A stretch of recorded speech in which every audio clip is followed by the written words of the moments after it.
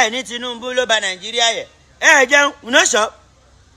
Daddy Tinubu, ẹ má gbẹ́kẹ̀lé chief priest o. May wetin happen to chief priest, may no go happen to you. No go happen to you for this life o. I pray for you, Daddy Tinubu.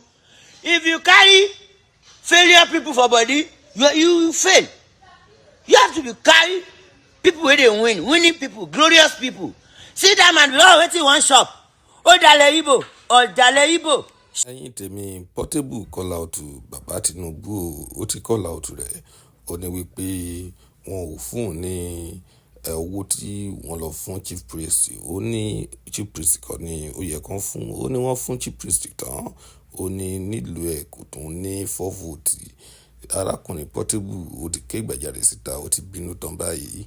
Ẹ̀yin tèmi ẹ jẹ́ ká gbọ́ látẹnu Portable bí ọ̀rọ̀ náà bí ó ṣe ṣẹlẹ̀. Chief priest, I no fit dalẹ̀ Yorùbá. Even next time, me Yoruba me no enter. Go say I go Yoruba na Yoruba go enter. O dalẹ̀ Yoruba, o dalẹ̀ Igbo, o dalẹ̀ Hausa. O ya pack go China now. And even say me chief priest na Igbo man, he go collect Tinubu Yoruba money. Na me dey fight for Tinubu, na me dey support Tinubu. They no give me the money. Na chief priest they give. You know collect rich. You know see 4 votes for him village. They give a chief priest, just shift am. Come up for where they tough lawyer. Fancy me or me don't chief priest. Chief priest, that who give you chief? You better be chief. Imo State, Abia State, Cotonou, Onabolo Bawa, Abina Lokoja.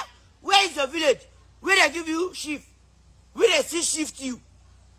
They give you chief priest. They see shift you.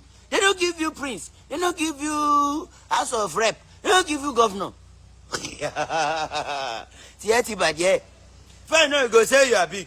When I go to carry big belly, they follow. Listen, you follow the video 3 weeks. You say you two na star.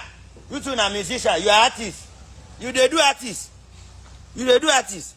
See they do. They promote people who are not supposed to promote.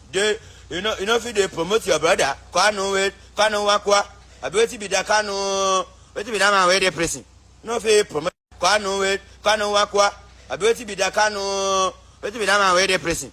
No if they promote and make you come outside. Fight for your brother. Fight for your brother. Even so where I mean they call that man. You don't see Nigeria president to collect. He dey fight for everybody. He dey fight everybody. Who are the good people? Who are the bad people? Somewhere, are you among the good? I be bad. Because I don't know. Now everywhere they see you. They see you around bad people. They see you around good people. Who are your friend? Somewhere, show me your friend. Atiku is your friend. Loser people. Because you are a loser. Don't talk about Tinubu again, no. Ole buku yema bolapa. Yema busoja. You go say freedom of speech. You have to jail for police. Make the short police, short lawyer. They slap lawyer.